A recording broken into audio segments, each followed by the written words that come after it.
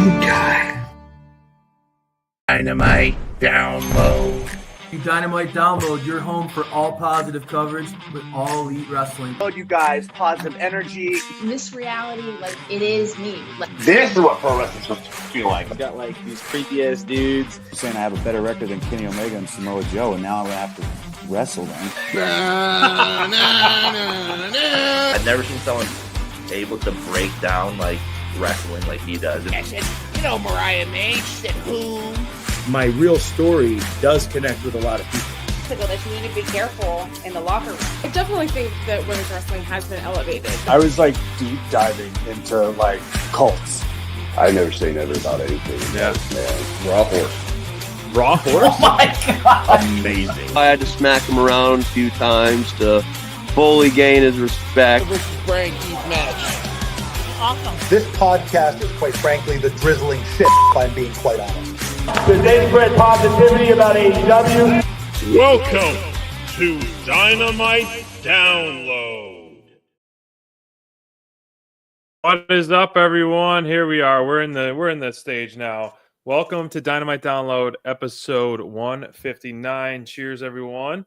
Happy Thursday, y'all. Cheers. And it was funny. I was watching our intro, which I love our intro, always watching it back. But that last clip, did you see who was in there?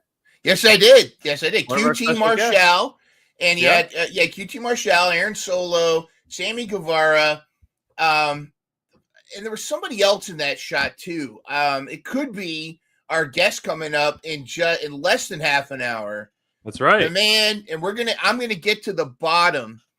Spoiler alert on this show, but I'm going to get to the bottom of what's really going on with the Moxley faction.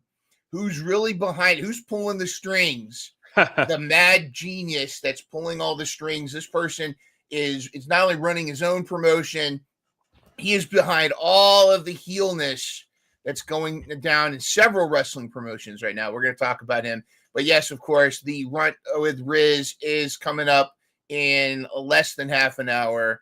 Marco Stunt will be with us. But before we get to that, we got a lot of cool stuff to talk about.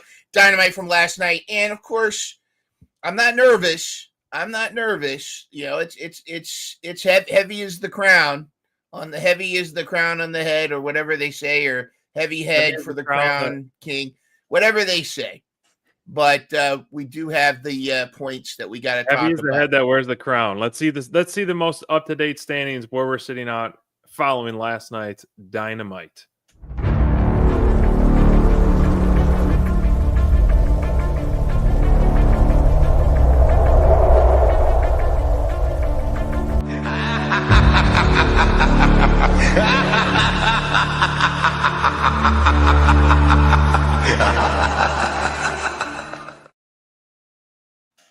Still at the top at 41 points. I'm climbing.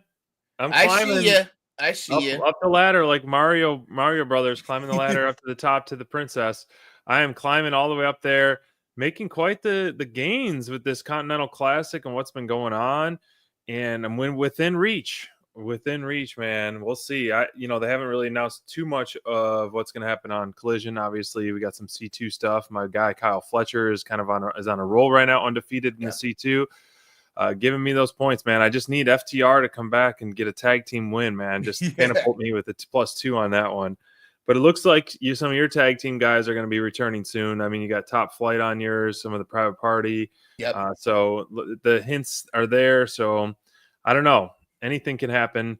Home stretch with this one, but it's neck and neck right now throughout the board. If you look at the numbers, the distance between you're 35, but Brian is right behind you. Old BC at 34, Brent at 31, Full Tilt Deb surprisingly in like 1, 2, 3, 4, 5th place, and right behind her. I mean, if you go from Full Tilt Deb, it's 27, 26, 25, 24, 23. 1 point separates each of them, the remainder of the bracket. Courtney's at the bottom, but I mean, anybody could rise up. One good night could see anybody jumping up ahead and giving a run for the money for everybody else. But right now, there's definitely a battle for who's going to be trying to dethrone the king. And as you said, anything can happen. I do feel like I thought I was going to be raking it in with Orange Cassidy, but he hasn't been winning as much as with this feud with Moxley. So boo, yeah. Hey, cry me a river, right? That's right. Cry me a river. Oh, cry me a river. Well, let's dive in. Waste no time here. We'll dive into last night's card. Winter is coming. Always one of my favorite specials that they did. This is where I went down to Winters is Coming in Jacksonville and saw Sting live in person, and it snowed down there. It was a lot of fun. And as the announcer said, this is always typically a big week, a big sets of matches. It didn't feel extra big compared to what's been going on with Dynamite, but I thought that overall, top to bottom, once again, we get a women's main event, which I'm sure you're really ecstatic about. Yeah. And a lot of a key return to the women's division during that main event. But looking at this card, and as I spoke highly about, or a lot about last week, is like, where's the tag team division? What the heck is going on? And we saw Private Party make an appearance, so I know the creative team is listening, and they hear us. We want the tag team division to start to rekindle and give us some tag team bangers. And what kicked off the show was a tag team match, a non-traditional tag team match, but it was the Death Riders versus. And teaming together probably for the first time and last time, Jay White and Orange Cassidy. So kicking that show off, your guy, speaking of OC, what'd you think? Well, I like to, if you got white and orange, I'd like to call it Team Creamsicle, because you got, and if you mix the Orange Cassidy with whatever that white stuff is coming out of Jay White's mouth when, he's got the phlegm thing there. But I think that what I liked about this was the aftermath. I mean, granted, of course, I as soon as I said, "Where's Hangman?" Hangman materialized from the Starship Enterprises. Where the heck did he come from? Wow. He just appeared in the ring all of a sudden, just started, beating everybody up. I do like the idea of a fatal 4-way for this. I think it's going to be interesting as they build up to this with Moxley, Jay White, Hangman, Orange Cassidy. I would have liked to. I felt like Pac was really a standout as always. I mean, Pac just needs his flowers, but I think that I like that Pac is part of this faction. I just don't want him to be another Wheeler Yuta. I'd like to see him really get a good feud going. And since they're not doing anything with the trios belts, I'd like to see them do something. But this fatal 4-way they announced is going to be insane. I don't see Moxley losing the title, but I think this might be an opportunity. What I love about this is you've got a former champion in Hangman. Orange Cassidy has been the workhorse of AEW. He's constantly been in every match, but it's good to finally see Jay White in this. And that's been one of the questions a lot of people have been asking is Jay White regulated to the B card? If there is a B card, because I personally enjoy every match, but I like that Jay White's kind of in this position now, and I think that we may see, or at least they're painting the picture of a future Jay White world champion. Maybe not necessarily an unpopular opinion, but when he was feuding with MJF, I really enjoyed that level of Jay White. Mm-hmm. And I know I think I like him better as a heel. However, when he was feuding with he was heel with MJF because MJF was a babyface with that. And he was holding the belt hostage and all that. I loved it with the Bang Bang Gang surrounding him and that belt. To me, it worked. And I felt like he carried his own and he was awesome on the mic.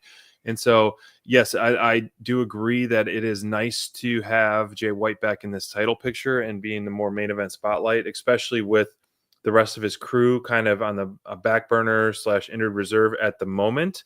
I could talk a whole segment. I think maybe we might save that for maybe a midweek thing or maybe next week hot take on the Death Riders. But there's a lot of stuff that needs to happen, and I think if they really are going all in with this Death Rider thing, this needs to be just the appetizer. And I heavily focused on it last week how they're sending the road flare.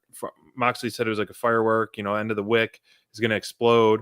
I feel like this is where they need to make a statement, whether it be Moxley steals a win and just goes away, and then everyone gets beat up by the Death Riders plus new members. I would love to have new members joining them. But if Moxley loses the belt in any fashion here, even though he probably won't get pinned if he does lose, I feel like that sucks the wind out of any sales with the Death Riders personally. Even though the belt hasn't been seen, the belt has not been on TV since he's beat Danielson. It's been in the briefcase. He's versus that match versus Cassidy. They did not show physically the belt, and I feel like it's way too soon to be dropping the belt, even though he is kind of holding it hostage. But if they're really doing that, and Steven, that, you know, I kind of hot take that last week, adding FTR, like it was either Wardlow, Jack Perry, a hot tag team, you know, Mindrunner, you mentioned the Gates of Agony, like a big tag team, but adding FTR would be very interesting. Not to get too sidetracked on this whole Death Riders things, I would love, they're pushing that Fight for the Fallen.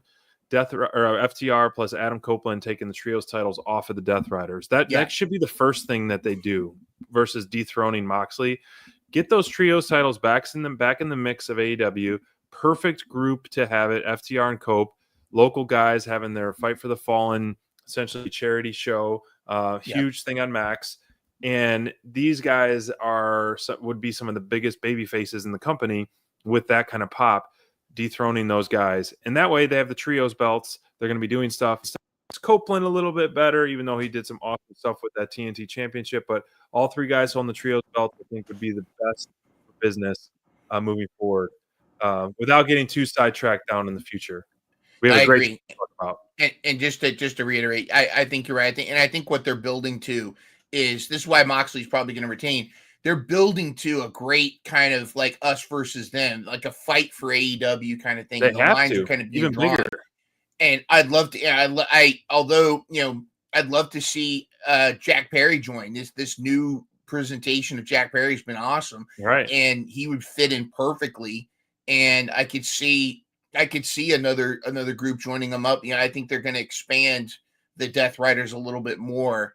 And as this and what we're going to see too is going to be interesting is to see if Eddie Kingston returns sometime in the next few months, and how he's going to react to this whole thing. And he's going to obviously blame it on Claudio.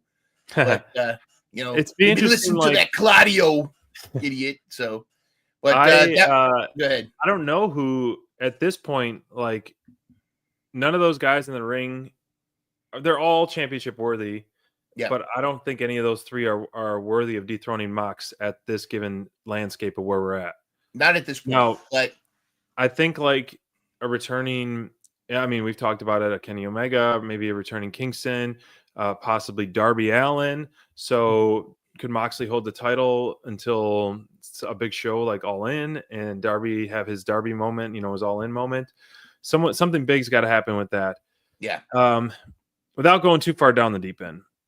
After the match, real quick, I got to talk. This is what I was asking for last week. I'm like, give Christian Cage mic time. Give him the mic and let him speak. And he hit some low blows. And this is what we love and hate about Christian Cage is, I mean, just looking at his snarl in his face, like obviously it's very punchable in a good way because he's playing his role perfectly.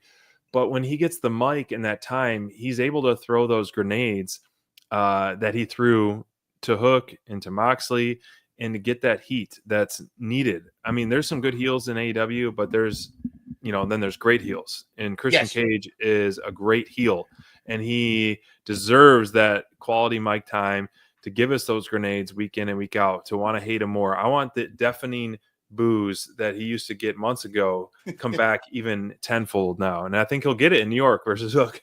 How do you one up belittling somebody for losing their father? Well, you tell Moxley, I'm going to send you back to rehab. Oh, that's cold. That's only Christian could get away with that now. I think with his turtleneck and he's great. Cut off turtleneck. Cut off turtleneck. Only between Christian and Don Callis, it's like they're competing for who can generate the most heat. I don't think MJF gets as much heat as Christian does, but it's like that you love to hate, and you just know he's going to get his comeuppance. But it's just, I really like this. Again, thoughts and prayers for Luchasaurus. want to call him Kill Switch because he's still Luchasaurus to me, or Austin, for those of you that are Big Brother fans. But I do think that adding Kip has been a good addition to this patriarchy, if you will. But it's all to serve Christian's character, and I love that he's still proudly carrying this contract with the big dent in it, barely hanging on to it. But it's been great, and of course Hook is coming after him, and we've got all that. So yeah, it's good stuff. Main event I want to talk about a little out of order, but this is definitely something, a key thing I want to hit on, because a women's title main event, this feud has been going on and off and hints of it for months and months, and finally we got it on free TV, and great that they gave it the spotlight of the main event. Now the back and forth match, I loved the in-ring dynamic between both of them.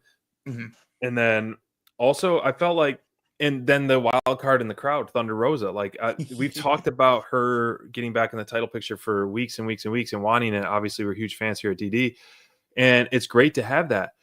Now let's focus on the match. Now I know you're big fan of both of these. How did you feel this match played out in the way it ended? Again, I have to check myself because I tend to put the bar high for when my favorites are squaring off, and I felt like that too. I feel like, it was a good, solid match. There were moments where I felt like they missed some opportunities here and there, but these are two that have a great chemistry with each other because they were a team. They know each other. They're friends. I think they may have rushed the ending a little bit because they needed time for what was coming afterwards. I also feel like this, even though there's been hints of this, I think they kind of rushed this feud a little bit. And I almost feel like they pivoted where it was going to be Mina turning on Mariah, but they switched and made Mariah turn on Mina. I don't think we've seen the last of Mina. She cut a post. Hopefully not. She cut a post-show promo. I'd like to see the All Elite graphic go up for her. I think she's a benefit to the women's division. And I don't think we've seen the last of her going after the title, going after Mariah May. However, I do think it's time for Thunder to get back into that picture. And then, of course, the aftermath of the show. There's Mariah May with her. She had a new entrance, which I thought was really good. Mariah May celebrating. Suddenly, we hear the old school theme, the Barracuda-ish theme hits. Oh yeah, and that was a surprise for sure.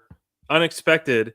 Toni Storm, I mean, we talked about it on her show. There's no way she was retiring, but the timeless Toni Storm has been maybe put on hold. Maybe it's been retired. It ran its course. It was one of the top-notch gimmicks that we've seen in wrestling in years, especially in the women's division. But the Toni Storm that made her debut back in AEW with that original theme song, definitely a huge pop and welcomed return. But like you said, like this throws a whole nother wrench into this. We're talking a little bit off air on this, but like, Thunder's been kind of on the promo battles, the lookout, the target of gold again, as well as how she was saying she beat both of these ladies, Mina and Mariah. And so now that Toni Storm's back, like, is she more focused on revenge against Mariah, or is she more focused on getting her belt back? Like, there's so many ways to go with this. Like, even off air, like, we could potentially see Thunder get her one-on-one match and get the gold back. We could potentially see a triple threat with this.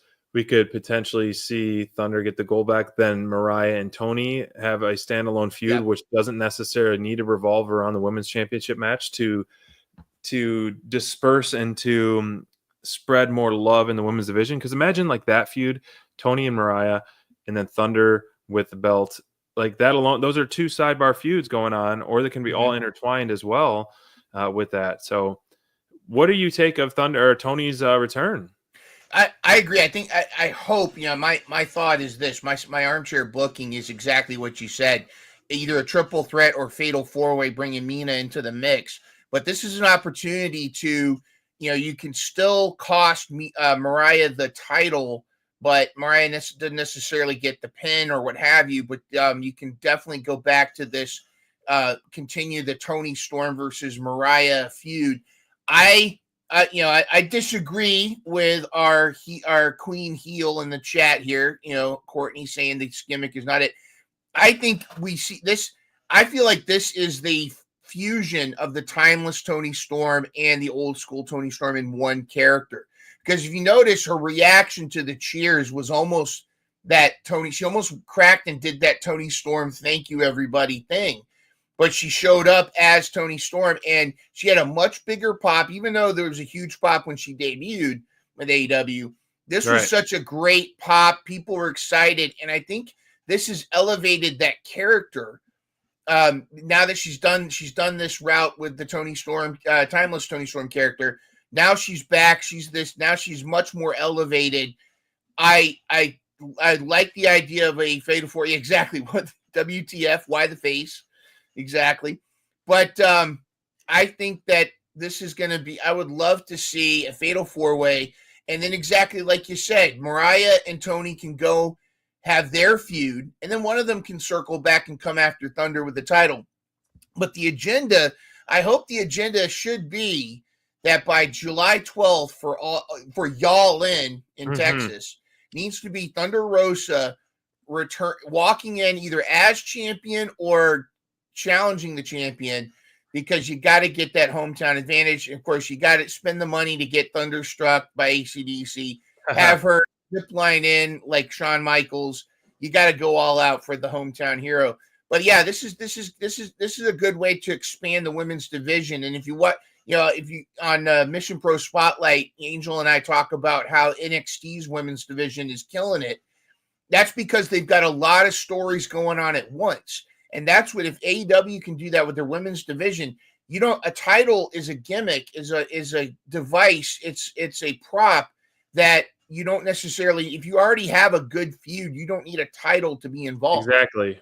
And so if you have Mariah and Toni go off on their thing, you can have Toni. Now Thunder can now face Jamie Hayter, Julia Hart, Chris Statlander, Willow. There's a number, or bring somebody new in. There's Mercedes could want the women's world championship. Mercedes so might lose to Anna Jay. To the women's world. Right. Absolutely. Mercedes might lose to Anna Jay. And then, well, fine, I'm going to go after the world title. And then you build up that. Exactly. There's so many directions you can go. Yeah, you're absolutely right. Just like the Continental Classic, there are so many directions that we're going with this one, and so many different things are happening. It's so unpredictable. I just got the gold rankings right here real quick, the most up-to-date ones. And does anything stand out to you? Like, where do you see, like, obviously Kyle Fletcher sitting at 9 points undefeated. I can't, it's hard. Commander was put in a tough spot. It's hard to see him steal a win versus Darby or Claudio, even though he's been putting on some awesome matches. Now, Ricochet, this isn't up here, but he has 6 points now after beating Brody King. Yeah, that was right. He beat Brody. Yeah, it was Brody King. And that was kind of a interesting way that he was kind of leaning into a heel persona. Yes, he kind of did that. He did that laugh, that laugh, and I think we might be seeing the fourth member of the Hurt Syndicate with Ricochet. Yeah, I think that would work well. As much as I love a good babyface, and I think Ricochet is fantastic as a babyface, especially with his moveset, but like his attitude, he's got that heel vibe for sure, and I think would work really well. And you add them to the Hurt Syndicate, I didn't really see that coming, but I think that definitely elevates them even more. Not that they necessarily need elevation at all. But before we go back to for interest of time, before we go back to the Continental Classic, I want to talk about this: the return of Bandito. The way that they have been vignetting. This is the second vignette week in a row, and now we finally see this beast in the flesh. Man, some of the best vignettes that I've seen to date. I mean, I got to think Darby maybe had a little hand in this, but I love that they are pushing him so heavily in a good way with his return. This is the way you build stars. And I think, like, I loved Bandito, his little time that we've kind of been able to see. And the offense, the power, the one-handed stuff that he used to do the one-handed. I think didn't he like would hold someone up with one hand like. So I'm curious of where you essentially you're losing Ricochet as a babyface and bringing Bandito as a babyface. Like, man, this tournament would have been a perfect spot for him to debut in it or re-debut in. But it's unfortunate. But what do you think of these vignettes? Well, I love it, and all this one is missing is Danny Trejo as a bartender. At the end, but doing machete impersonation. But yeah, this is great. We need more stuff like this, and of course, Hologram's injured, but when Hologram comes back and we got Bandito, we're not going to talk about the luchadors we're losing because that's a conversation for another time, and we probably don't want to go there. We're going to keep it positive. But the luchadors that we have, and Bandito coming back, I think he's going to be strong. It's going to be a great addition. We'll eventually get Hologram back. I do feel, Oh, and yes, we're going to get Mr. As Danhausen calls him, Speed, Billy Speed or something like that. But Speedball Mike Bailey's going to be joining the ranks too. We're going to have so many flippy do guys. It's going to be great. I just feel like, and again, this is armchair booking. This is, Monday morning quarterback. I would have liked for Commander to have earned that spot. Because I think we would have gotten more behind, and people were behind him, wanting him to win. I think he had like a fatal 4-way, and you put in some bigger names, and have him people underestimate Commander getting the win, and the winner would replace Juice in the thing. Have Commander win that, then more people would be behind him, and I think you would get a bigger pop. But I hope he doesn't goose egg. I don't think it's good to have anybody goose egg in a classic like this. Right. I do think it's interesting how they're building up Kyle Fletcher and how so far Kyle Fletcher is the only one that has given Shelton a loss in this tournament. So I'd like to see that be the beef going forward. Right. But I'm excited about Bandito. I'm excited about all these folks coming in. And I think as we get closer to Revolution, I think the landscape is going to be a lot brighter.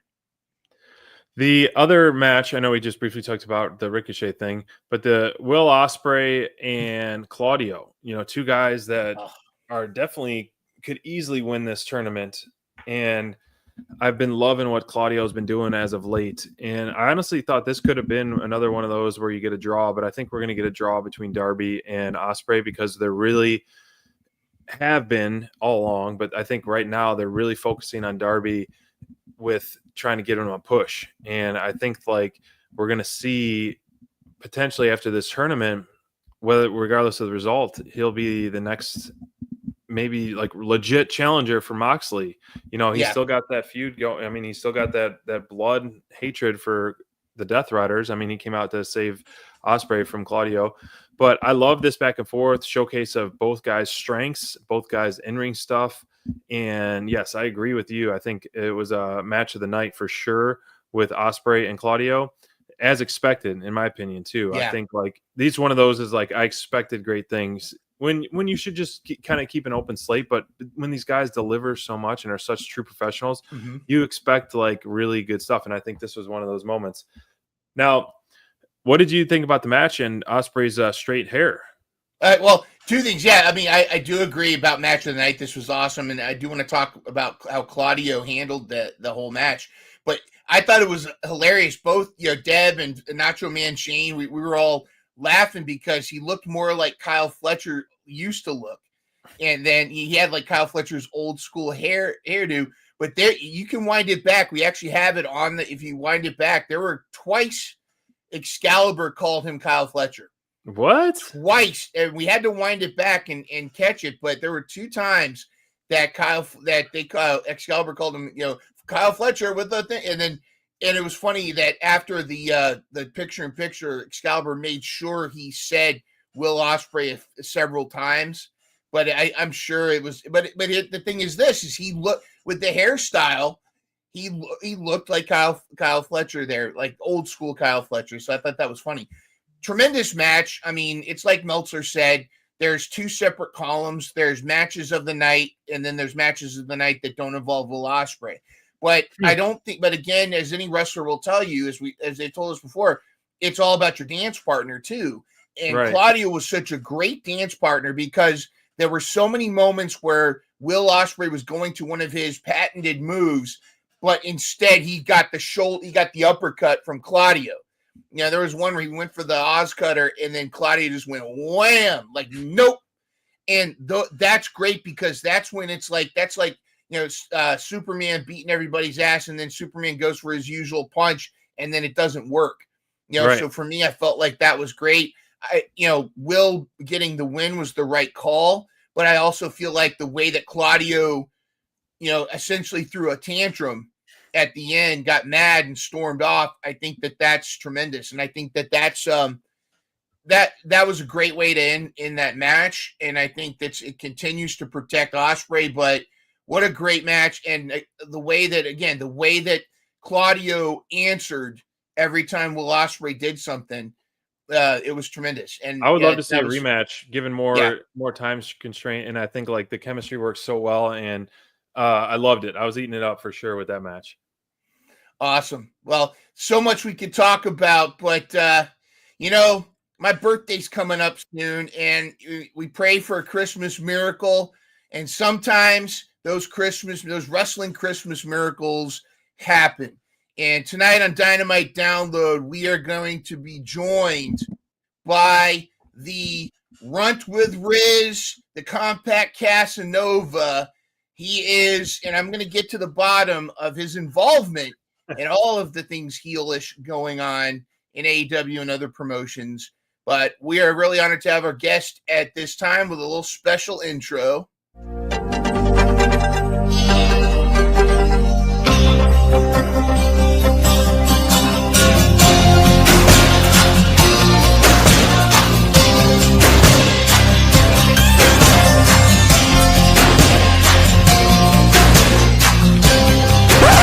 Yo, you dealer, Mr. Fun Size. I got everything I ever wanted, and I'll never give that back. Oh, I know you hate Stress that Factor. but you ain't gotta look at me like that. I said you ain't gotta look at me like that. What you looking at? What you looking at? What you looking at? What you looking at? Ladies and gentlemen in the house, it is Mr. Fun Size himself, Marco Stunt. What up, my dude? Dude, what is going on? I love that intro. That was amazing. I love it. I love it too. It turned out really good. Of course, I had to do a mix of your old school theme song a little bit, but then I also had to throw in my. I think I've had this theory since 2020. This push for a heel Marco Stunt running a faction like X Factor, like with X-Pac and Albert and Just Incredible. I was like, I had you, Lance Archer, and Brian Cage. That was your faction, and you were like the ringleader of the whole thing. But it's so awesome to see you. Sky in the chat says, "Nice hat, Marco." Thank you. I appreciate that. I think that was that's the first awesome. time I saw the intro, Mind Runner. Well done. I loved it. First thing, I saw like not the Dippin' Dots. I remember that iconic moment early on where JR and Taz were talking about the Dippin' Dots, and you popped out of the Dippin' Dots. Yeah. I had forgotten about that. So I don't know how I've hit my head a lot. So I That's guess what happens when you're in the ring, right? Get thrown around. I mean, with your size, I guess that's a good question. Like, how do you approach like a match in like a typical David versus Goliath almost every single time? I hit my knees and pray a lot that I don't die. And I just, I go out there and I swing for the fences and just hope it's going to do something. Usually it does not, but I still give it my all, baby. And but for real, those are my favorite types of matches. Like, yeah. I grew up loving those types of matches. I wanted to be on the opposite end. However, that did not turn out. But if you're a fan of mine, then I love Paul White, the Big Show. That is well. I don't know. Did you ever see my crossover I did? Like I got the singlet made. Yes. And, yeah. Yes. And I love the style, the story too. When Paul White first showed up, and they like you were like a little kid in a candy store. Like you brought him into his. I think you brought him into somebody brought you to him in his trailer or something, and that you got was to meet Sammy. him. Yeah, that was Sammy. So that was crazy. So when I saw the graphic pop up, I can't explain the emotions I felt. I thought it was a joke. I thought they were messing around. Yeah. But then I saw it circulating, and like I realized that it was AEW that had posted this. And so I'm sitting there freaking out, and I texted Tony Khan and I said, I know you didn't do this for me, but I just wanted to thank you for doing this for me.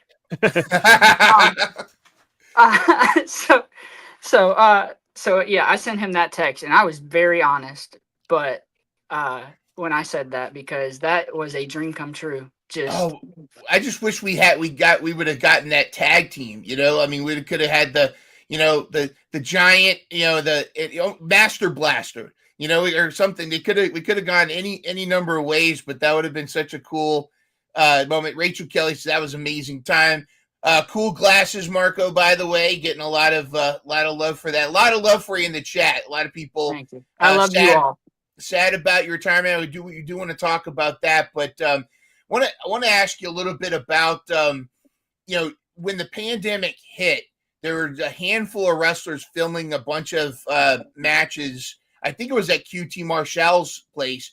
Yes. And I think that was when you and Lance Archer locked up. I don't know if that was what a contrast in styles played. I think one of the things that a lot of your fans, a lot of us love about you is you're kind of that, size. It's like it's not the size of the man, it's the size of his heart kind of thing, and that's something that a lot of us dial into. First, as I understand that your name, that Marco Stunt, you kind of had to, that was kind of a character that you created on was it 2K WWE, and it's like, well, I had to get one that they have registered so I can hear the name. Yeah, I wanted to. So when they came out with the names that you could pick and they would say it for you, I jumped on it because I loved it, and because I love to create characters. That's what I was not I'm not anywhere near as good as these people that create it for money now. Which there's people that make careers out of doing this, and I'm nowhere near that good. But I spent hours upon hours creating wrestlers, and the one that I made for myself, his name was Marco Stunt. There was also quite a few others that I tried to pick, and the guy that was an interesting day. So that day I don't remember how many training sessions I had, but they needed a ref. And I was like, I will do it. I'm please let me do it. So they put me in there. They said, okay, well, you're going to need a ref name, like ref so-and-so, right? And I'm like, okay, cool. So I throw out, so I'm sitting here pondering. I'm like, man, what's some names that I've thought of? And I threw out my backyarder name. It was Sharp Shot. And they were like, no, that sucks. Give me something else. And so I was like, okay. I was like, what about Holt? Holt. Because I had this character, again, in WWE 2K. His name was Holt, and he was a monster. Like, jacked, 7 foot tall, ran through everybody, had that skull mask on. Ooh. Yeah. God, it's Holt! Oh. Dude. I was like, let me be Holt. That was the one I really wanted, because that's the character I was playing as at the time. But he didn't like that either. So he was like, you got anything else? I was like, I don't know. And then I remembered Marco Stunt. I was like, I don't know, Marco Stunt, because they said it in the game, and I loved hearing it. So that's what I went with. And he was like, okay, cool. He wrote it down and he walked off. He didn't even say anything. But that I got to ref a couple matches that night. Actually, I got to ref a match of a buddy of mine. They're both buddies of mine. But one in particularly, his name is Jackson Crowley. He is a wrestler around here, around my area, that helped me tremendously. I, to this day, think that I've had my best matches with this man. We have the best chemistry that I've ever had in a ring with anybody. And I love that man. He should, I wish somebody would sign him up. But I think it could happen. Absolutely. Anything can happen with the landscape. I love that independent wrestling is grown so much. I think AEW definitely has had a huge impact at that, of the freedom that you get mostly too, and the crossover stuff, the Forbidden Door that we're seeing, and wrestlers come and go. And we just saw Matt Cardona make an appearance in AEW television again, with his, being an independent wrestler. And we talked heavily about his journey over the last few years on our last week's show. So quick question back to the whole Paul White thing. Now, in your time in AEW, this being that, you were early on in the company, who else were you like really starstruck or kind of shocked? Like, I can't believe they're on my team now, essentially, when they've joined AEW. So when they, like, after we had already been going? Yeah, like when new signings, like what were some of the big, like, oh my gosh, pinch me moments? These are guys that are on my roster with me now. This isn't a video game, or these are people that maybe I've watched for years and now I get to potentially wrestle with them or share a locker room with. Yeah, Miro was one. Absolutely. Christian was actually one. Ultimate heel, by the way. Oh yeah, we were just talking about him. See, you could have been in the patriarchy too, man. But all right. Yeah, would have been a great fit. Oh, dude, it's not something that hasn't passed through my mind. But no, Christian for sure. But even when I first joined AEW, like getting to work with Cody and Chris Jericho and the Young Bucks and Kenny Omega, like that was insane. Like, yeah, this is my job now. Like, I get to work with people I've watched for years. This is nuts. Like, and then to have coaches like Dean Malenko, Jerry Lynn, like top-notch coaches. And it's like you'd be a fool not to try to learn from them, That's the thing. The depth of the roster is just so great when we talk to other wrestlers, and it's fun to hear who they kind of gravitate to. Like when we talk to Lance Archer and even like Griff Garrison, and like the full circle of like who they're learning the most from. And, I'm sure everyone's got different styles, and who's, essentially a role model or an open book, ask me questions. Like the whole saga with another wrestler who's no longer with the company. But that was a common theme early on when we first started our podcast, was the family backstage, and kind of like as the tide rises, all the ships rise. So everyone was kind of looking out for each other. There wasn't like these superstars wanting the spotlight. They were wanting the whole product to succeed. And that's what really drew us to AEW a lot too, knowing that as a fan. There was a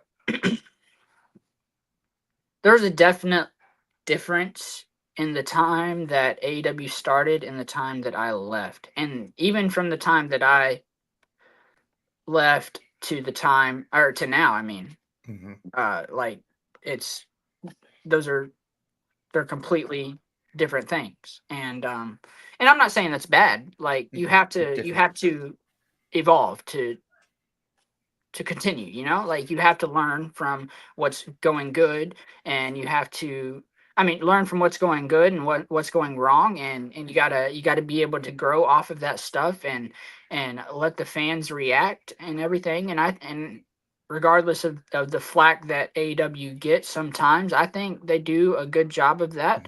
And I think that people don't give them enough credit for where they are 5 years in. Yeah. It's still very early, yes, and a lot of the double-edged sword of social media. Like, it's great to tool and resource and promotion and all that, but you get so much negativity, and that's why our podcast focuses on positive and uplifting and trying to dilute all that negativity, because it's so easy to have the clickbaits of the botches or whatever it may be, and it's easy to see that, but it's so much more fun to talk about what you like about the product and all that. And they grew fast, quick, and a lot of things can happen. Wrestlers come and go, and TV deals and all the behind the scenes stuff that no one knows about and everyone thinks they know about, and they can have this armchair critic stuff. But it's just fun as a wrestling fan to have them and to get introduced to so many new wrestlers like yourself and the Kenny Omegas in the US market, and what Cody Rhodes turned himself into, and all this stuff, and the Young Bucks. Like, my fandom, I never watched Kenny Omega or Young Bucks before AEW much at all. And now, like, these are some of the most entertaining wrestlers I've ever seen in my life. Lucha Brothers, another one, my all-time favorite guy, like, tag team at the moment. I never knew anything about them, but I knew how much they wrestle in Lucha Underground and other things. But AEW was able to introduce me to so many of those stars. Mm-hmm. And Jurassic Express was one of my favorite tag teams too, of course. They were pretty high on the list. Okay, and it's funny because, and to jump off of SPD's point, AEW introduced me to so many of my favorite wrestlers and favorite factions and teams, and I know that when Jurassic Express started, was it like you were put with them and people were scratching their head, but I was like, no, this fits perfectly, because you were kind of like the kid in Wild Thornberries or whatever. You were like, it was like you had Jungle Boy, Luchasaurus, and you had Marco Stunt, who was like this feral child found in the wilderness, joining the whole crew. And how did that whole thing form, and that whole friendship? And it just that just seemed to be, like, to me, lightning in a bottle. Mm-hmm. So I'll take it back just a bit. I did the whole GCW stint, and broke out and was able to start traveling the country. Ended up going out to LA, where I met Luchasaurus, and we were on shows out there on quite a few shows out there. Mm-hmm. But and then I also met Jack once he started coming around to GCW, and me and Jack hit it off real well, like, immediately. And so did me and Austin, Luchasaurus, sorry. Yeah. Like, so there's an obvious connection beforehand, and then they started doing a Boy and His Dinosaur bit out in LA, and it was getting over huge, and so the Bucks saw that. Originally, what I was told was they were going to bring me into AEW and have me and Jack team up. And then they caught wind of A Boy and His Dinosaur, and they were like, hey, let's put them all together. And it worked out perfectly. Yeah. And a lot of people, you're right, didn't understand it. And I think it took time for it to make sense for some people. But the story was right there. It was written in itself, immediately. And basically, I mean, I was the lost boy that didn't have anywhere to go, didn't have anybody backing him. And these two that were also on their own said, hey, we're not going to leave you alone. You come with us. And we became a family. We weren't just a team. We were a family. And I mean that, like, literally, like, we became family in and out of the ring. Like, that's awesome. still talk to both of them on a regular basis. We still have Austin in our prayers too, because I know he's been battling some stuff, and it's now just to show you, though, of the three of you, this is when AEW's was it the EGM came out. As soon as I got my hands on it, I had to go our and new champion. All right, my first world champion had to be Marco Stunt, and I had to get there. There we go. There we go. It had to happen. That's and incredible. again, that was feeding into my whole theories, was because I kept pushing this X Factor. You know, I wanted Marcus Stunt to get the X Factor rub and start his faction, and I've been convinced to this day. And I know you can't confirm or deny, but John Moxley says that there is a backer that's pushing their whole Death Riders faction, and he won't name who it is, but I think I know who it is. It's somebody that it's going to be somebody at least expect. A lot of people think it's Shane McMahon, but I have a feeling it's Mr. Marco Stunt himself behind all that. Has there ever been a thought to go heel? Oh yeah, I'm a naturally nice guy.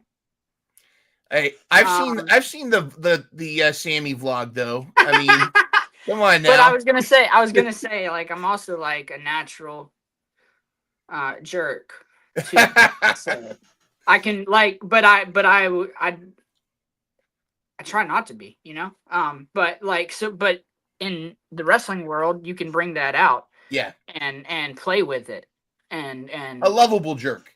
Yeah, exactly. Yeah. And yes, I honestly think me and Jack could have had fun with the character that he's doing right now. If I were with him still. So. Oh, the pop. What was it like? You know, the open challenge, and Jack's beat. Now Jack Perry, you know, the scapegoat, and then we hear your music, and the crowd just. I mean, I couldn't hear the crowd because my house, the three of us that were watching, were loud. I was popping like a little schoolgirl. It was awesome seeing you come out, and you just kind of had that stare down. And, to me, that was such a great moment. And I was hoping this. And then there was the little backstage moment that I caught where you and Luchasaurus had a little moment like backstage. That was cool. How was that moment? And how did that feel to hear that pop when you returned? So I consider that the greatest reaction I've ever gotten. For sure. For now. We'll see. Yeah. We'll see.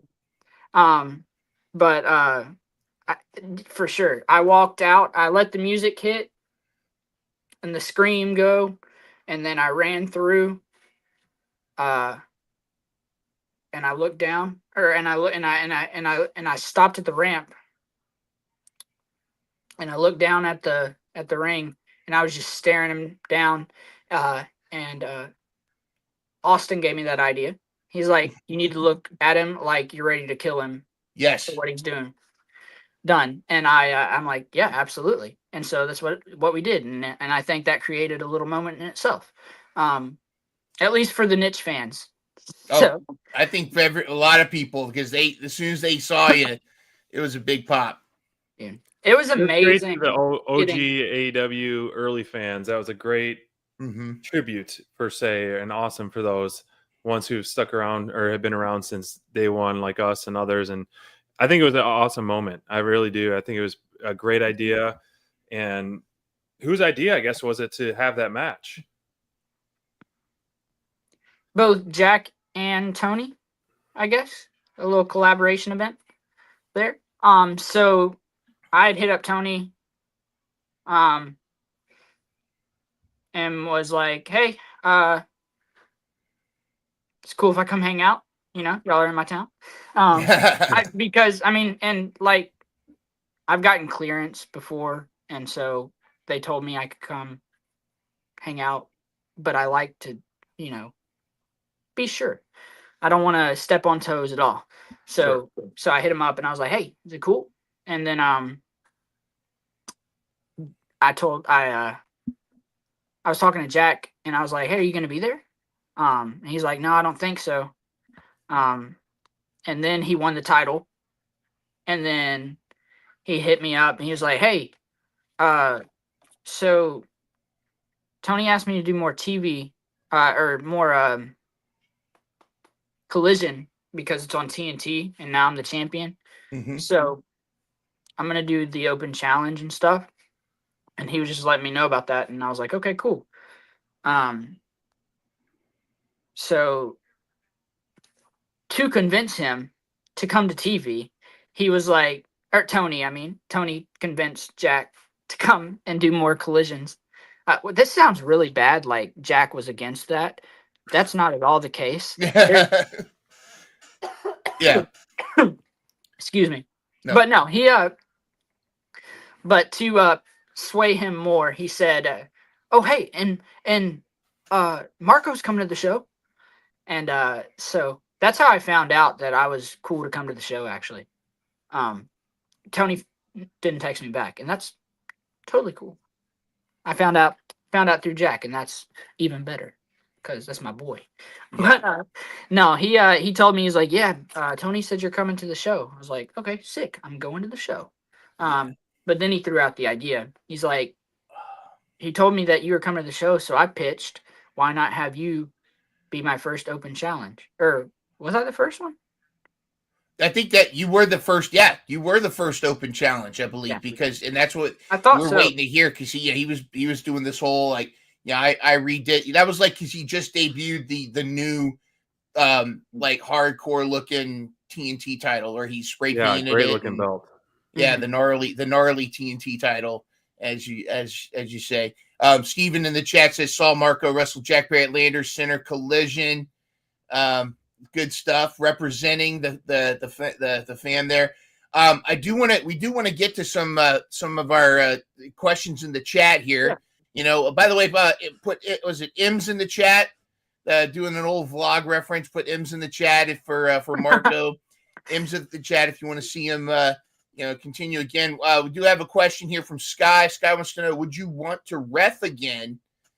Would you want to get back? Could there be a ref? Because I guess we got to address the elephant in the room. The elephant in the room is you've announced your retirement.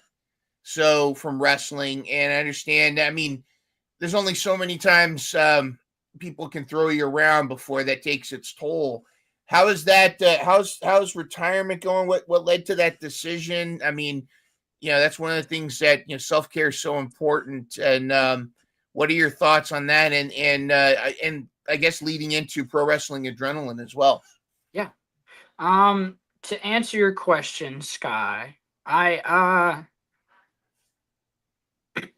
don't have any interest in doing it full time, really. I would do it for like a special thing. Absolutely. Like a stunt? You would do it as a stunt? I would do it for a stunt, yeah. Okay. All right. But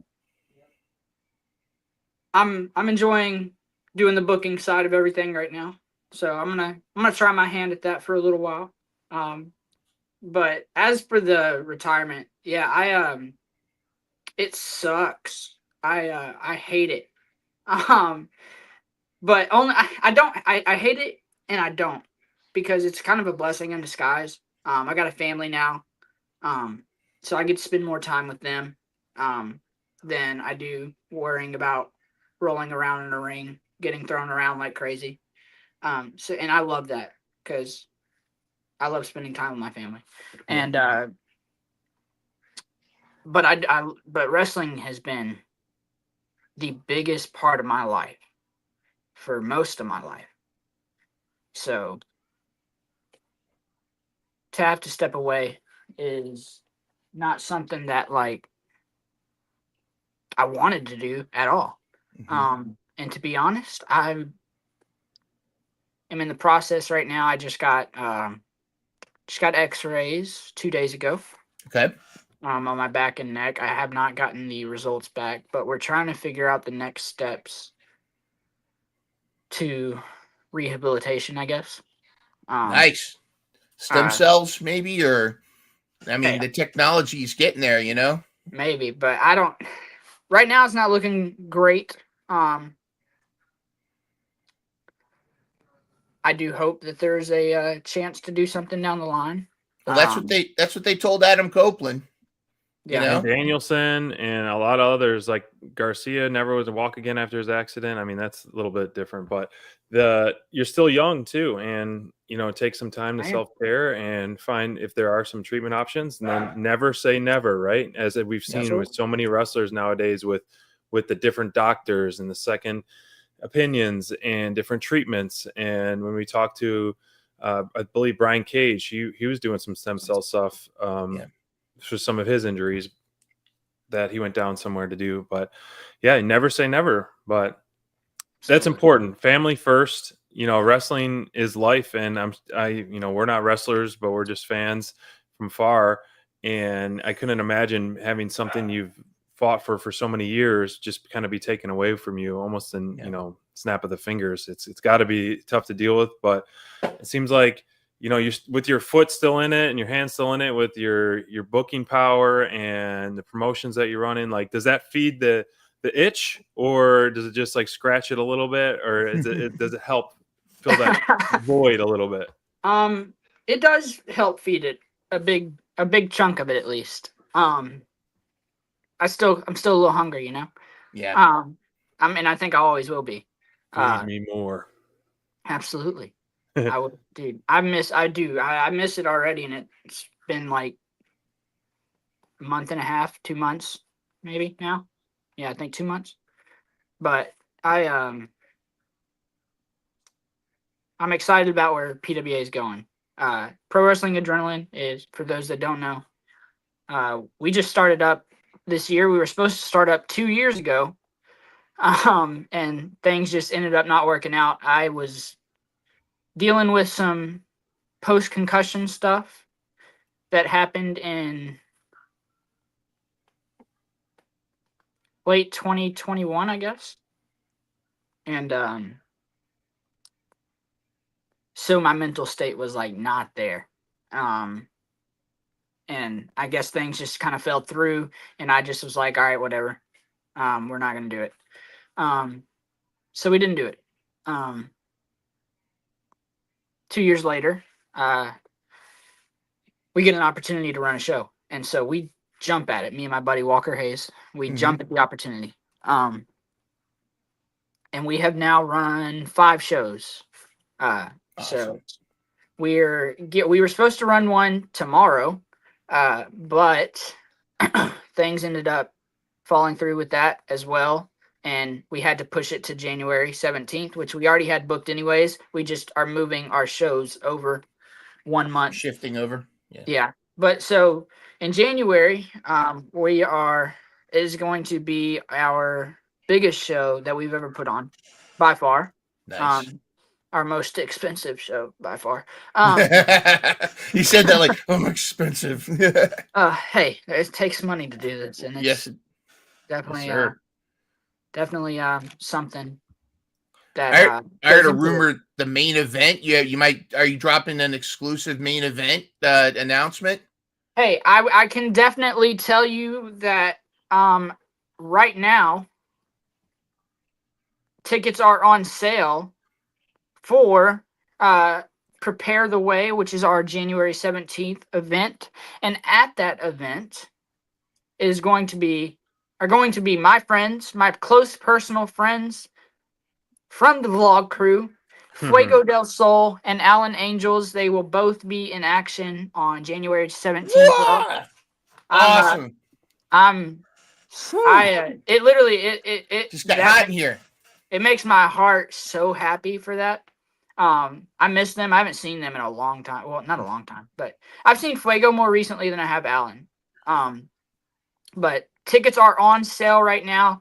They are live right now, so you can head to pwadrenaline.com. That is our website that has our tickets, that has our merch on there.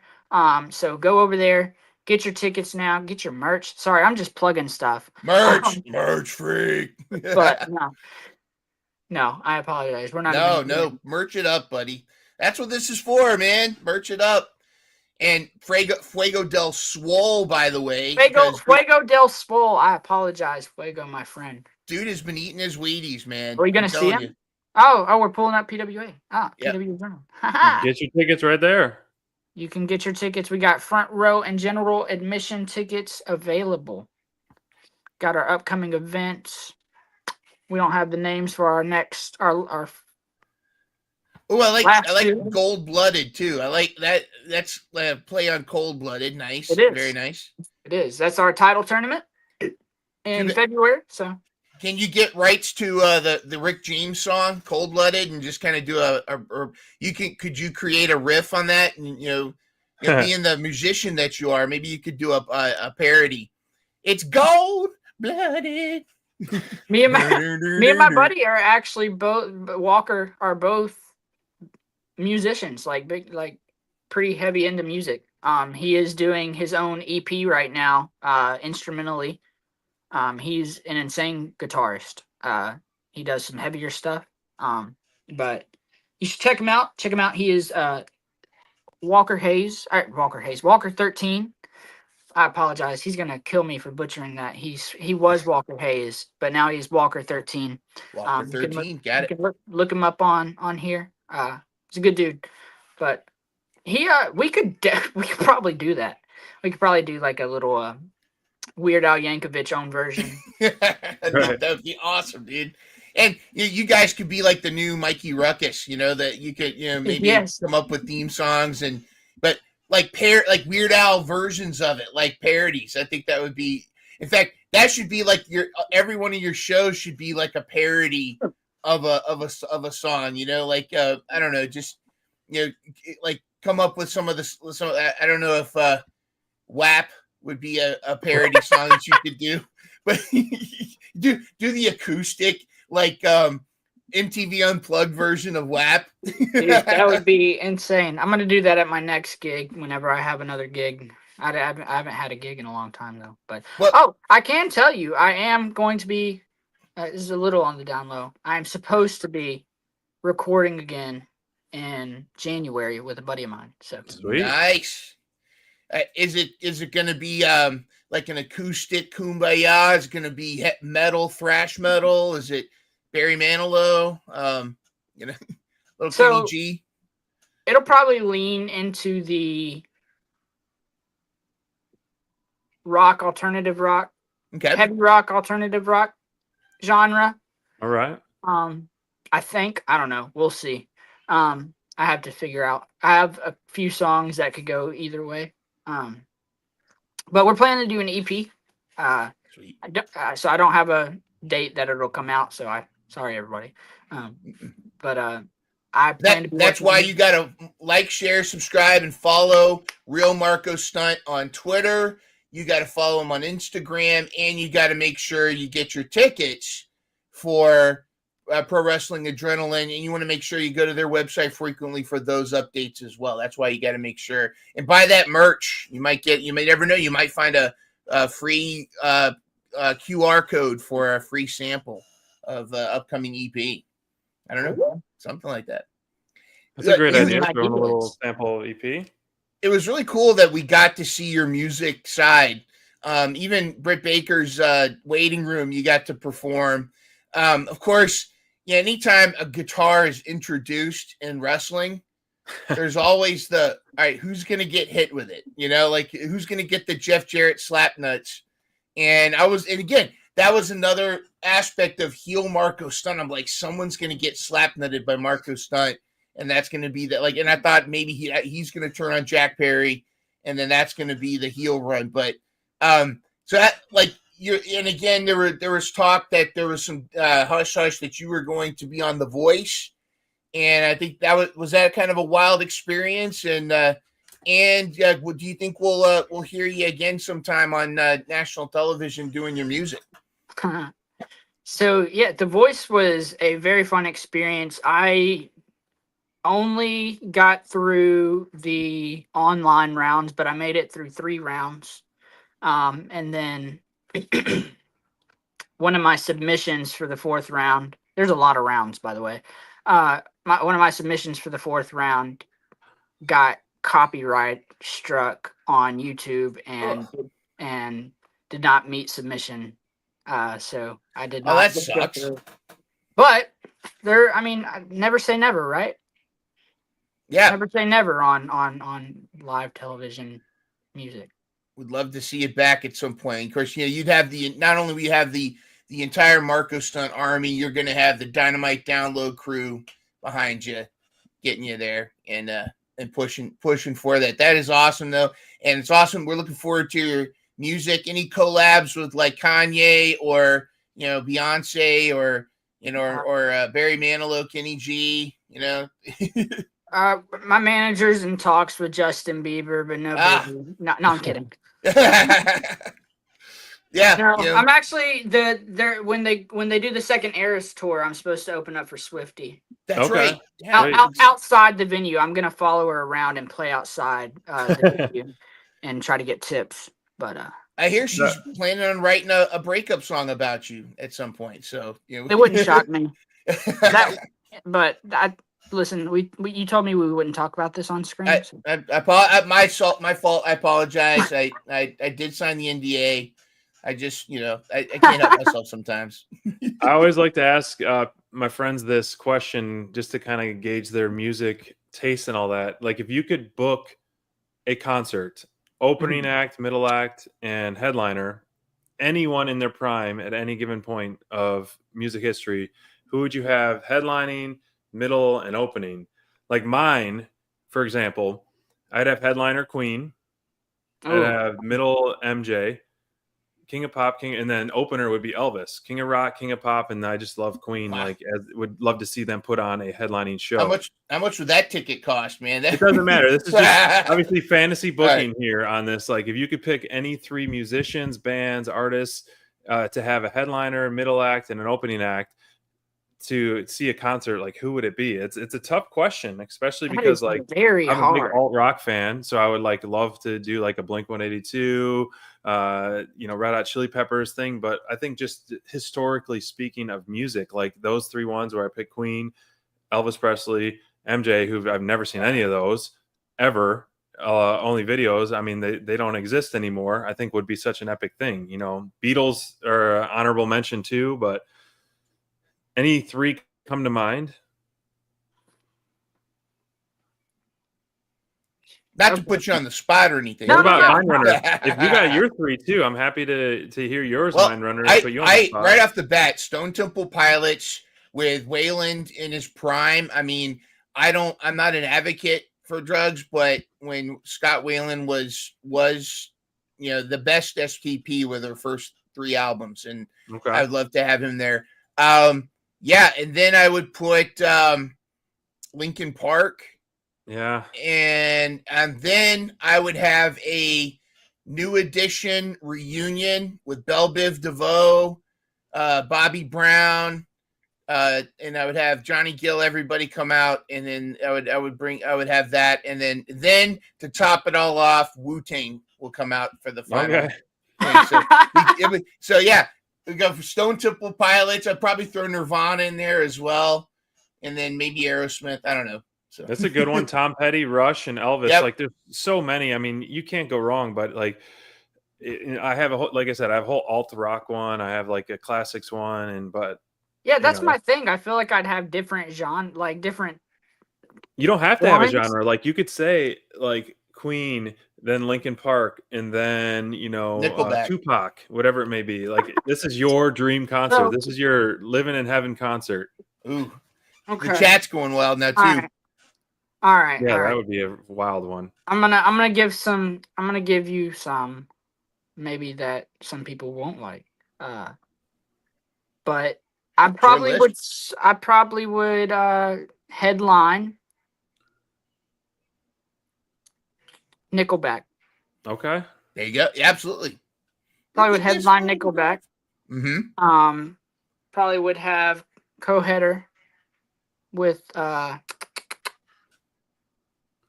dude, Queen would be insane. Yeah. Yeah. But I don't know that you could follow Queen. So I know that's why I put have Queen to as be the the headliner. Queen would have to be headline, and then Nickelback would be before them. They'd follow Nickelback. And then I guess the feature. The feature would have to be kick off the concert. Green Day. Oh wow! That would Good It's a choice. great blend of different genres. Yeah. One of my first concerts ever was Green Day and Blink-182. First time I ever got like the mosh pit passes or the floor, which was so fun. Creed is coming to Memphis with 3 Doors Down. My friend went to that. Well, actually, one of our members, Crayfish, he went to that and said it was one of the best concerts he's been to in a long time. It is 3 days before my birthday, so I am going to try to go. You should. Got to. And pictures, gotta get on there, man. John Silver, big Creed fan. Johnny. Yeah, Johnny John Hundy. Arms wide open. I love both Creed and 3 Doors Down. Yep. I was listening to them today, actually, in the car. And I've also really, I'll tell you this. Number 4, if Chappell could be there. Yep. Love to see her. Okay. Have her in the VIP lounge with you. Yeah. That'll be while you're Exactly. watching the whole thing. Dude, I'm gonna cover me some chaperone, okay? coming to you one day. But, Sorry to put you on the spot, but it's a fun thing, just like to it gets you thinking and like what kind of how much great music has been out there in the history. Like, real quick about speaking of music, I know you were on the Jericho cruise many years ago. I'm a big cruiser, just came back from a cruise a few weeks ago, and the Jericho cruise has always been kind of on my radar. Haven't pulled the trigger on it. I mean, who would not like comedy, wrestling, music? Like, what was your experience like? I mean, you were part of the crew, not necessarily a guest, but like, would you recommend it? And what was your experience like? Yes, I would definitely recommend it. It's a blast. I haven't been, obviously, on the last. So I was on 2 and 3. Okay. I don't know how many others they've had so far. I think 5 so far. Or this number 6 is the next one, I think. 6 is okay. Yeah. Well, yeah. I mean, if things are relatively the same, then it's incredible. Yeah. I don't remember any of it.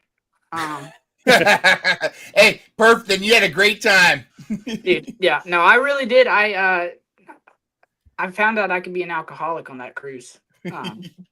Right? Pretty easily. Cruising will do that to you, especially if there's the drink package or open bar involved, and it's easy to do, especially when the bartenders and servers are fantastic. But it just seems like such a great thing. Like, you get to be almost secluded on a ship and have just everything self-sustained of your entertainment of all like amazing wrestlers and performers, and it's just 24-hour buffet. Yeah. Pizza, 24 hours, baby. So you hit karaoke after 10 o'clock. You go hang out in the wherever else, the casino. That was my spot. I like to gamble. Blackjack specifically. I had a ball playing blackjack both years that I went. And but you'd hang out in there. It'd close up. Or wait, would the casino close up? I don't know. It closed at some point, but they told depends you where you're ported closed. at. It depends if you're if you're at one of the ports, they'll close. But when you're in international waters, it's open all most of the time. Gotcha. Okay. Well, always double down on 11. Always double down on 11, buddy. Always double down. Yeah. We ended up leaving. I was enjoying myself. And then you go 4 a.m., 4 a.m. The buffet's still open. Go get you. They have all right. I don't know if anybody else likes bread as much as I do, but I could live off bread, I think. Probably not. But you could. They have a bread bar that you can choose from with all different types of bread. It's great. And then a pizza bar. It's amazing. And those are both there 24/7. They also, during the day, sometimes they would have pizza. I mean, burgers and other stuff as well. But pizza was always available, and that was definitely the go-to. 24-hour pizza is definitely great. It hits the spot, fresh out of the oven, as many slices as you want.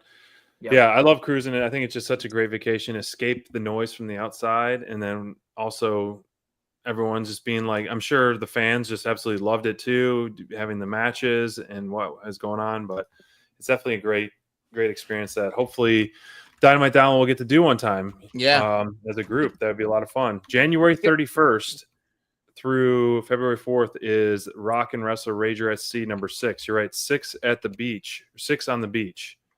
Yeah, 6 on the. I like that play on words. 6 on the beach. Yep. A lot of great music too. They got Downstate coming, and they got Fozzy obviously, and so definitely some good stuff going on for that, and hopefully do it one day. That's cool to be able to do that. Guys can vlog it. Put it out. Exactly. Absolutely. Oh, that would be tremendous. Steal it. Now, hold on. That's what I was going to say. We would vlog it, and you know what would happen is all of a sudden the notorious vlog thief himself would steal it and run off.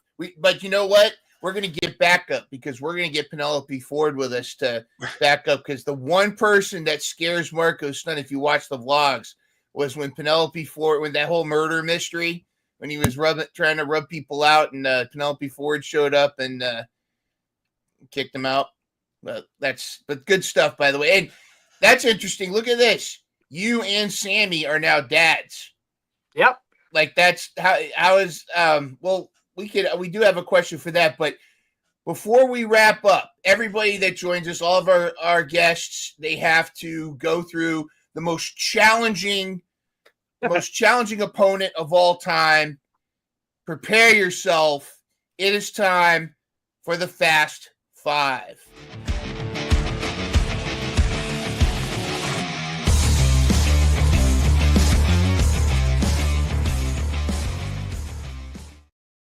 Because just like Toretto says, why do you need fighting when you have family? Or I don't know if it's exactly the right quote from Vin Diesel, but here we go. It is the Fast Five time. Got 5 questions. We're going to ask you. You just answer as fast as you can, whatever comes to your mind. SBD, do you want to go with the first one? Or you want me to kick off the first one? Sure. I guess we'll keep that one wrestling related. Who is the hardest hitter that you've ever come across in the ring? Hardest chopper. Brody Lee. Yeah, I can see that. Ooh. Or Brody King. Both. Your name's Brody. You got to chop. Brody. Absolutely. All right. Go-to cheat meal.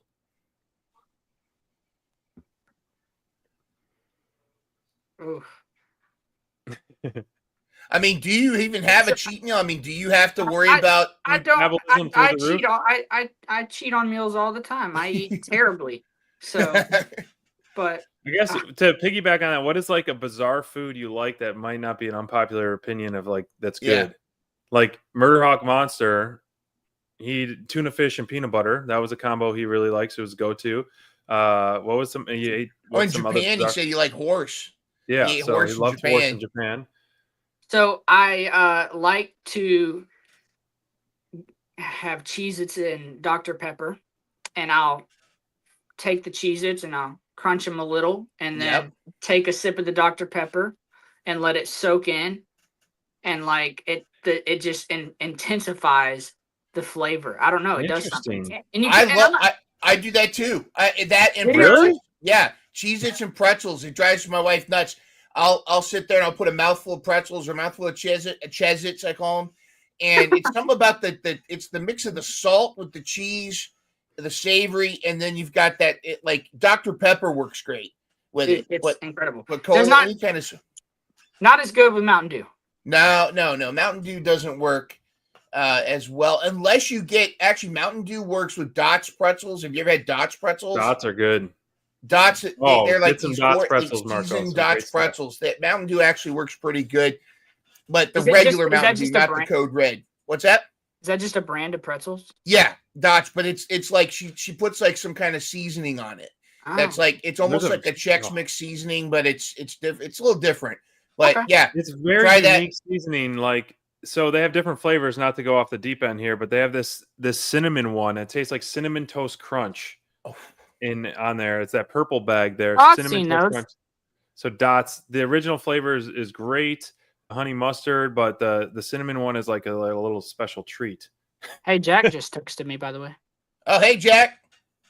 What's up, buddy? It's funny. So I guess we'll move on from that one. I've never had that. I haven't drank soda or pop, where I'm from in Michigan, pop in It's years. pop, right? So I don't know that kind of crazy combo that you guys do, but that's funny you guys both do that. Oh, try But it, dude. It's good. let's shift to music. Is there Yep. an instrument that you don't play, can't play, wish you could play? Like, what's an instrument you wish you were just total proficient on that you haven't tried or you just can't pick it up? Banjo. Like, I would love to do the piano. Banjo. Banjo. Okay. Love it. Oh my goodness, that would be tremendous. Would you go? I've tried. I've never done it for a long period of time. So it's always been at like Guitar Center or something. They have them, or guitar. If Jurassic Express ever returns, you need to do one shot as the Soggy Bottom Boys.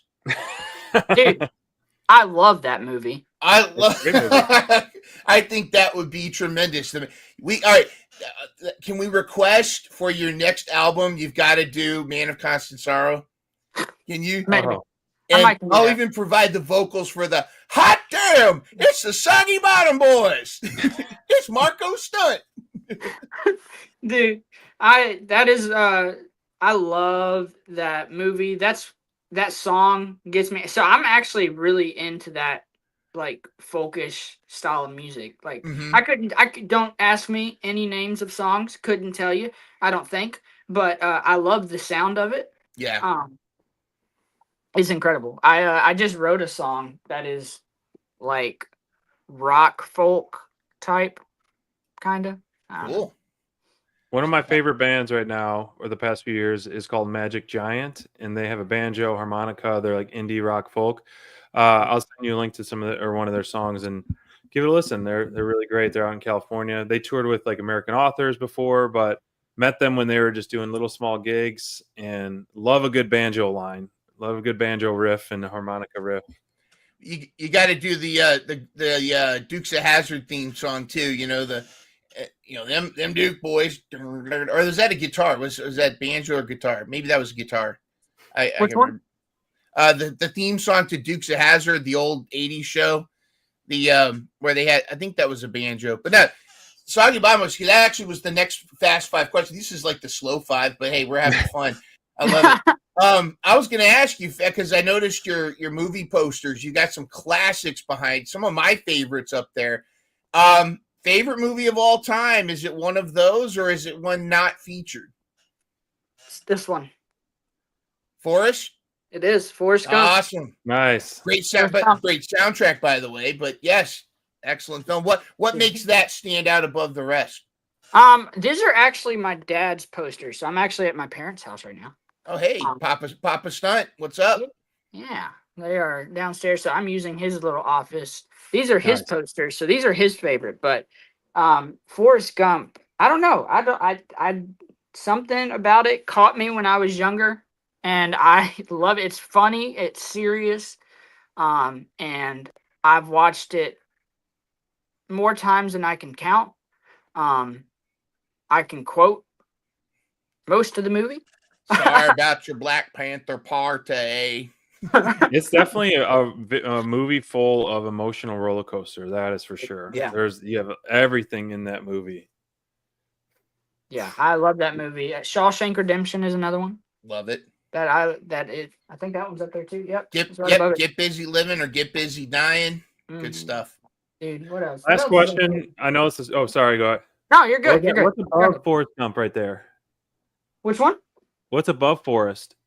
Shawshank Redemption. That's Shawshank, yeah. Oh, that's Shawshank. I couldn't see. I see. Yeah. Ferris Bueller's Day Off, Casablanca, Rocky, and Karate Kid. Okay, nice. Down there, I guess you can't. Oh, you can see Breakfast Club right there. Nice. Oh, Brother, Where Art Thou is over there. Is it really? Oh, that's awesome. Hold on, I'm about to kill a spider. Oh, I hate spiders. It was making its way down from the ceiling. That was on the attack. It was coming right for you. Silence of the Lambs is over there, and then James Bond, one of them. Goldfinger. Nice. Great collection. Yeah. Last five question. What was the coolest arena you performed in while your time in AEW? Like, what was the one that just like really stood out? Ooh. Been Now to that or they're doing- performed in? Because I didn't perform in everyone that I went to. Yeah. For like, I mean, part of, or you've Okay. experienced. Arthur Ashe or Yeah. MGM. Okay. Nice. Yeah. Both great ones. Those two are beautiful. Yeah. Yeah. And I'm biased to I've also, when they came, I got to hang out with them backstage at the FedEx Forum, which is here, where the Grizzlies play.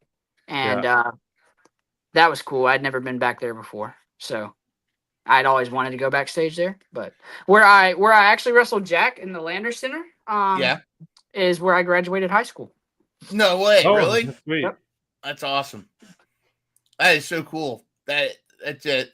That's kind of a full circle, and you never know. You might see that. Of course, we know that World's End is coming up, and they're going to reveal who's behind Moxley's Death Riders, and we know, spoiler alert, we know who's going to be present and revealed as the person behind it, Rocky. Very, very cool. We appreciate you taking some time with us. We're so excited about your future. Is maybe someday we'll come see PWA in the Hammerstein Ballroom, or Hammerstein Ballroom, as Jericho's been calling it. But yeah, best of luck with it. I mean, I know it's a bummer about the retirement, but we have faith in you. Definitely, if Adam Copeland and Danielson, everybody can come back, we're excited for you. We're excited for PWA. Get your tickets, everybody. And super excited for Walt. You're immensely talented. We're looking forward to the banjo songs and the Oh Brother Where Art Thou covers. We're looking forward to everything. The chat was so excited to see you, brother. So if you ever had any twinge of imposter syndrome or self-doubt or anything like that, man, the Dynamite Download family, the AEW family, man, we love you, dude, and you're our kind of guy. You're our people. Well, I will tell you, this was a much needed conversation. This wasn't like this was a fun conversation. So I enjoy time too.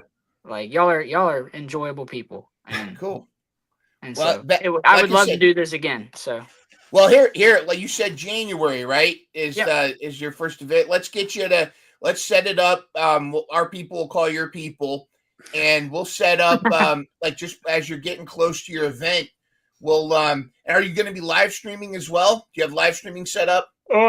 Not at the moment. I would love to figure out if we can do it to YouTube, but we got to go through OBS and find somebody to run it, and so we'll see. I would love to, but if it's not live streamed, it will be up the next week on YouTube, on our YouTube in full.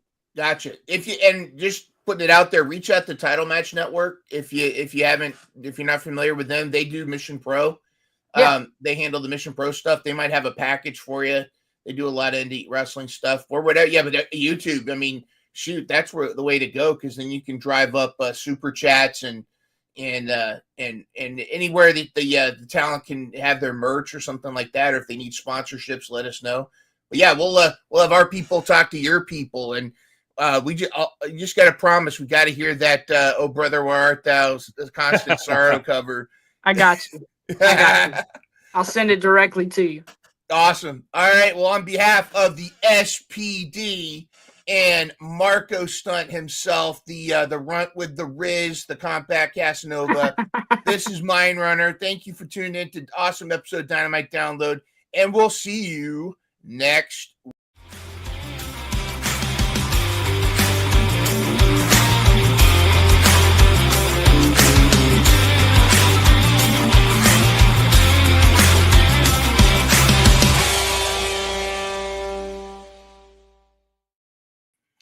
My